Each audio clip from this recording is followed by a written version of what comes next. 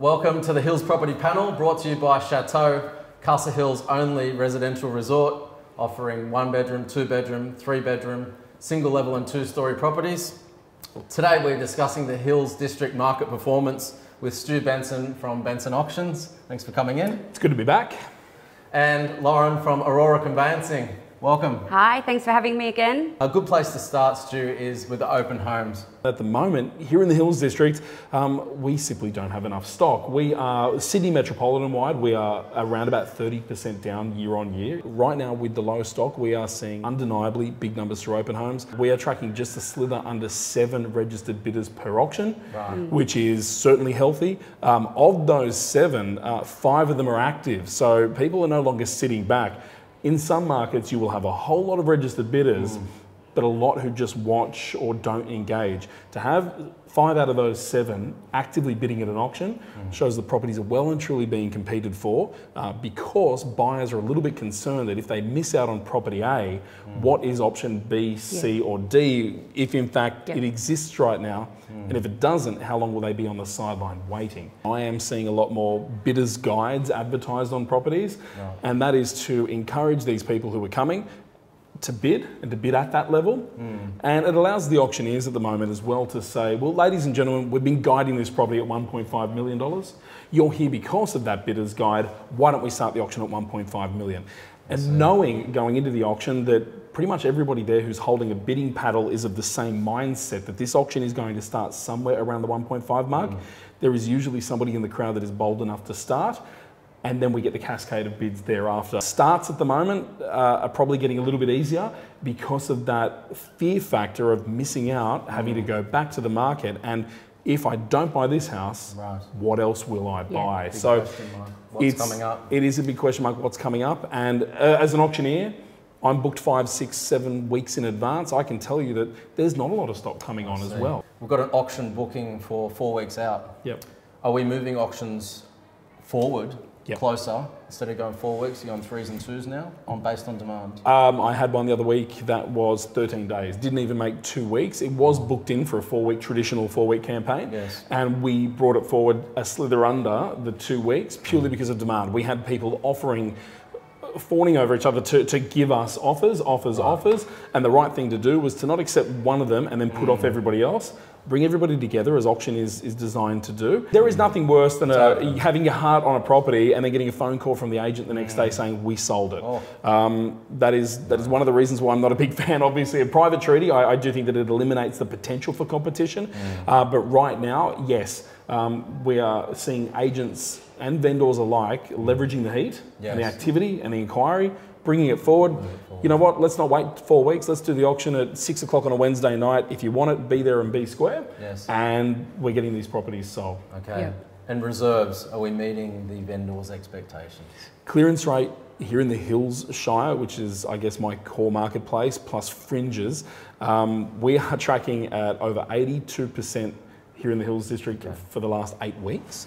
On the fringes of the Hills District, and that is to talk about suburbs like your Schofields, your Riverstons, your Quakers Hill, we're actually in the 90s. That is your first home buyer demographic, and it is telling that first home buyers are really well and truly trying to get into the market before certain government incentives do run out, but there is a big driver as well. But either way, whichever market you look at, to be tracking circa 90% is incredible. We are seeing a couple of vendors also conscious of the high clearance rates. Maybe bumping up their reserves a little bit. Friday night. Just a little bit. We might have had a reserve meeting. We've come to an agreement and we've all agreed and signed the paperwork. And lo and behold, I turn up on a Saturday or a Sunday and it's gone up just a little bit. I do understand that, but also the market will speak. That's the point of an auction. So as long as the vendor knows that they're potentially being a little bit cheeky, but they are open and receptive to what the market does deliver them on the auction floor, again, that clearance rate is showing that vendors are meeting the market, but more so, the market is well and truly meeting the vendor. Lauren, having been in conveyancing for over 20 years, you've seen some flows in the marketplace. Some ups and downs, absolutely. This is quite a quick swing. I'm not suggesting that we're going for a huge upswing, but it's definitely a turn. No, but it's definitely, the actual volumes have picked up considerably and the confidence is really there. just on what Stu mentioned before, in that there's not a crystal ball and there's not necessarily a plan B out there.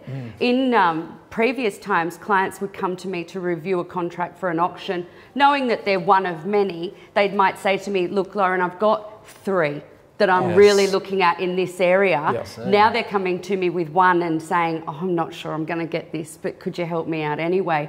So that plan B is no longer there. So, and that's where I think you're finding those clearance rates and that happening, because there's not the options. And again, too, if the auctions are brought forward, that sort of speeds up the process as well. So they might come to us and say, "Look, Lauren, we thought we had a couple of weeks to get things sorted out. It's been brought forward. We want to participate," and it's pens down and make sure they're there. Talking about the purchasing off the plan with Chateau and our apartments, just to reflect on some government policies. The first home buyer assistance scheme. The ones that are up and coming is the stamp duty exemption and scale, and what might they keep their eye on for the future. So that would be the first home buyer choice. The benefit of what is called a property tax is for a first home buyer. Yes. And it's a purchase price up to 1.5 million where they can opt in. If you own that property for 1 year, 5 years, you just pay that tax. Yep. There is no additional tax owing when you sell that property. Yep. So it's just that yearly tax that's on there. It doesn't pass on. And it Whatever doesn't pass you've been on. doing doesn't pass on to the next. No, it doesn't come with you, and it doesn't pass on to the next person. This is your first home buyer chance. So there are the availability for people who entered into a contract from the 11th of November 2022. Right. And they can opt in, even though that didn't come into play, that legislation, until January this year. So the calculation on a purchase price of 1.2 over a term of 10 years, and that would be about, for an apartment 1.2, it would be about $900 a year. Do that over the 10 years, simple maths, $9,000.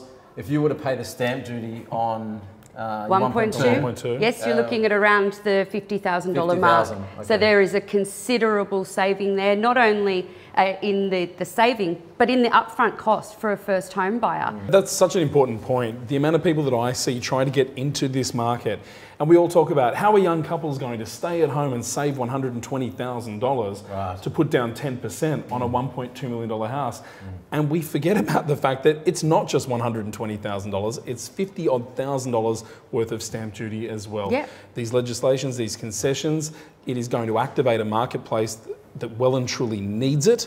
Yep. And I think it's long overdue. And again, it's an option. Agreed. It's an option. If you would rather go all in and you've got the money and you've got the money available to you and the funds available to you, by all means, do it the way you want to do it. And it only makes sense if you're going to be sure that you're going to stay in that property Correct. for 10 plus 20 years. 20 years. Yeah. Otherwise, it makes no sense at all. The viewers might be thinking, Scott, why did you mention 1.2 for first home buyers? I'm giving a really broad end of the spectrum. But if you go back to what's coming up, an upcoming policy, 1st of July, Labor, they're proposing stamp duty exemptions up to $800.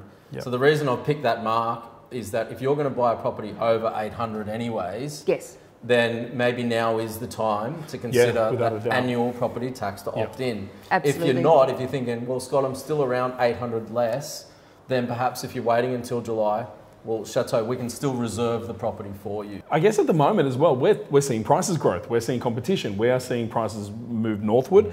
If you can lock in an asset, particularly in the heart of Castle Hill at today's price, that's right. Without that crystal ball, of course, but knowing that's that we're right. in a low stock marketplace, in a low stock marketplace, traditionally, that drives prices growth because people are competing for limited assets. And like anything, if something is limited in its offering, people will compete for it. And as they compete for it, the price of that asset will grow. So if we do see market growth, locking in makes a lot of sense. It can do. Well, if you want some more information on all the topics that we've discussed today, it'll be on our website. Big thank you to Stu, Benson Auctions, and Laura from Aurora Conveyancing. Pleasure. Thanks for having us. Thank you.